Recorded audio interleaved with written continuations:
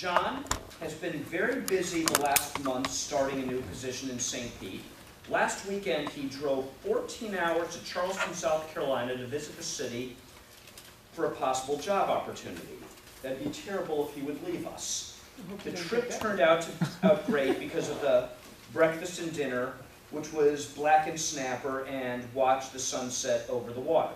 John hopes you will enjoy as he reads a story. Please welcome John Spirito.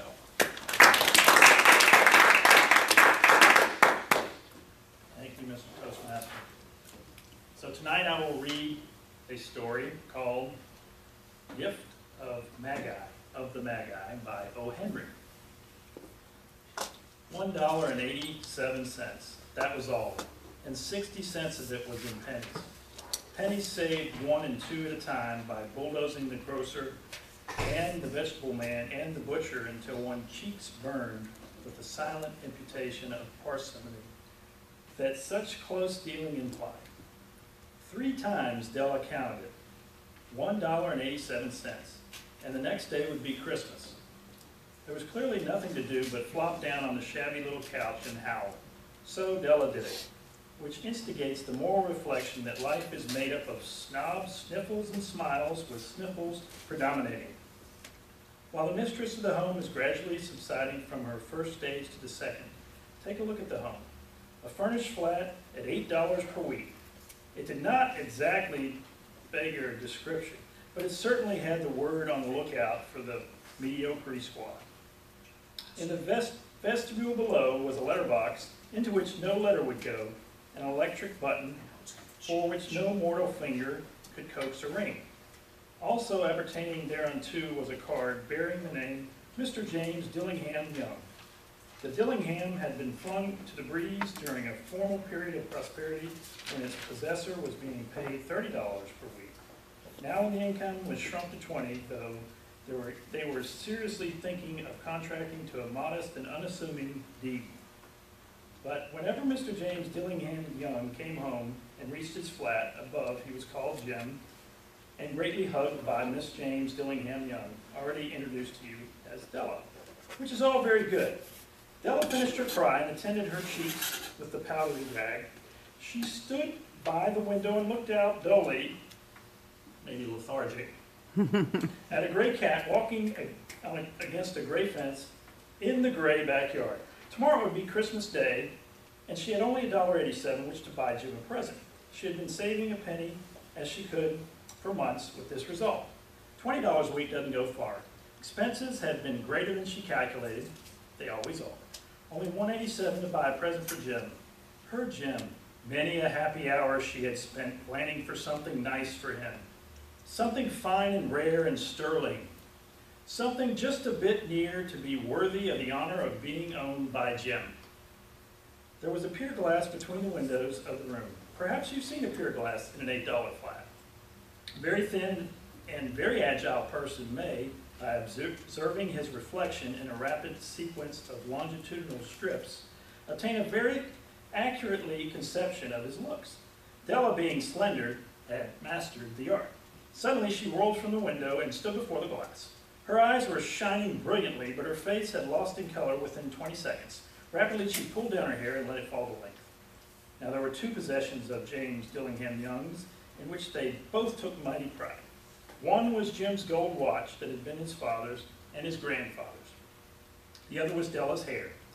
Had the Queen of Sheba lived in a flat across the air shaft, Della would have let her hair hang out the window someday to dry, just to depreciate her Majesty's jewels and gifts. Had King Solomon been a janitor with all the treasures piled up in the basement, Jim would have pulled his watch every time he passed, just to see him pluck at his beard with envy.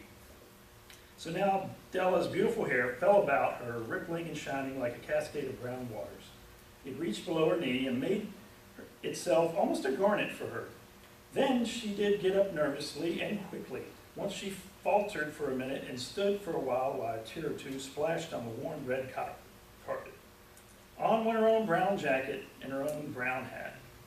With a whirl of skirts and brilliant sparkle still in her eyes, she fluttered out the door and down the stairs to the street, where she stopped at the sign reading Mine Seropherine hair goods of all kinds. One flight up, Della ran and collected herself, panting. Madame Large, too white, chilly hardly looked at Sophronie. "Will you buy my hair?" asked Della. "I'll buy your hair. Take your hat off and let's have a sight of the looks of it." Down rippled the brown cascade. $20, said Madame, lifting the mask with a practiced hand. "Give it to me quick," said Della. And oh, in the next 2 hours, tripped by on rosy wings. Forget the hash metaphor. She was ransacking the stores for Jim's present. She found it at last. It surely had been made for Jim, no one else. There was none other like it in the stores, and she had turned all of them inside out. It was a platinum fob chain, simple and chaste in design, properly proclaiming its value by substance alone and not by meticulous ornamentation, as all good things should do.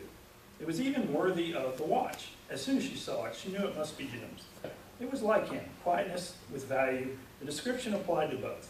$21. She took it from her purse and hurried home with the 87 cents. With that chain on his watch, Jim might probably anxious about the time in any company. Grand as the watch was, he sometimes looked at it on the sly on account of an old leather strap that he used in place of a chain. When Della reached home, her intoxication gave way to a little to prudence and reason. She got out her curling irons and lit the gas and went to work repairing the ravages made by generosity added to love, which is always a tremendous task, dear friends, a mammoth task. Within 40 minutes, her head was covered with a tiny, close-lying curls that made her look wonderfully like a truant schoolboy. She looked at her reflection in the mirror long, carefully, and critically. "If Jim doesn't kill me," she said to herself, "but takes a second look at me, he'll say I look like a Coney Island chorus girl." But what could I do? Oh, what could I do with $1.87? At 7 o'clock, the coffee was made, the frying pan was on the back of the stove, hot and ready to cook the chops. Jim was never late. Della doubled the fob chain in her hand and sat on the corner of the table near the door that he always entered. Then she heard his step on the stairway outside on the first flight, and she turned white just for a moment.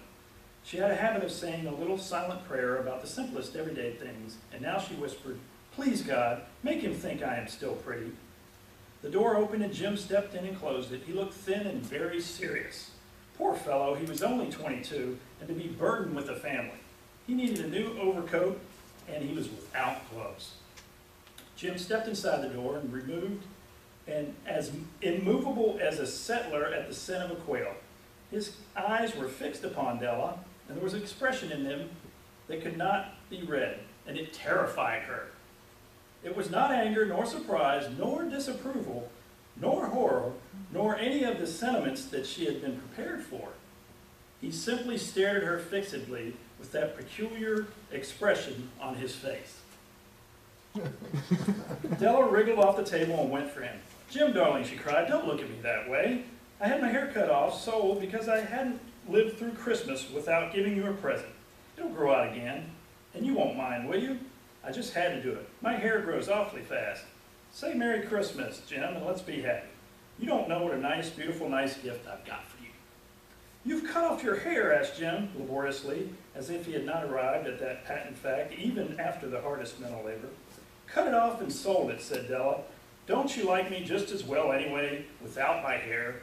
Jim looked about the room curiously. "You say your hair is gone. You needn't look for it," Della said. "It's sold, I tell you. Sold and gone too. It's Christmas Eve, boy. Be good to me.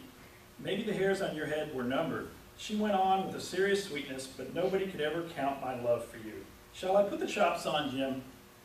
Out of his trance, Jim seemed to quickly wake. He enfolded his Della. For 10 seconds he let us regard with discreet scrutiny some inconsequential object in the other direction. $8 a week or $1 million a year, what's the difference? A mathematician or a wit would give you the wrong answer. The Magi brought valuable gifts, but that was not among them. His dark assertion will be illuminated later on. Jim drew the package from his overcoat pocket and threw it upon the table. "Don't make any mistake, Dell," he said, "about me. I don't think there's anything in the way of a haircut or a shave or a shampoo that could make me like my girl any less. But if you unwrap that package, you may see why you had me going a while at first. White fingers and nimble tore at a streaming paper, and then an ecstatic stream of joy, then alas, a quick feminine change to hysterical tears and wails, necessitating the immediate employment of all comforting powers of the Lord of the Flat. For there lay the combs, the set of the combs, side and back, that Della had worshipped along the Broadway window. Beautiful combs, pure tortoise shell with jeweled rims, just to the shade to wear in the beautiful varnished hair. They were expensive combs, she knew, and her heart had simply craved and yearned over them with the least hope of possession. And now they were hers, but the tresses that should have adorned the coveted adornments were gone. But she hugged him to her bosom, and at length looked up to him and said, "My hair grows so fast, Jim." Jim had not seen his beautiful present. She held it out eagerly upon her open palm. The dull, precious metal seemed to flash with reflection of her bright and ardent spirit. "Isn't it dandy, Jim? I hunted all over town to find it. You'll have to look at the time 100 times a day now. Give me your watch. I want to see how it looks." Instead of obeying, Jim tumbled down the couch and put his hands under the back of his head and smiled. "Dell," he said, "let's put our Christmas presents away and keep them a while. They're too nice to use just at present. I sold the watch to get the money to buy your combs. And now suppose you put the chops on." The Magi, as you know, were wise men, wonderfully wise men, who brought gifts to the babe in the manger. They invented the art of giving Christmas presents. Being wise, their gifts were no doubt wise ones, possibly bearing the privilege of exchange in case of duplication. And here I have lamely related to you the uneventful chronicle of two foolish children in a flat, who most unwisely sacrificed for each other the greatest treasures of their house. But, in a last word to the wise of these days, let it be said that of all who give gifts, these two were the wisest. Oh, all who give and receive gifts, they are the wisest. Everywhere they are the wisest, they are the Magi.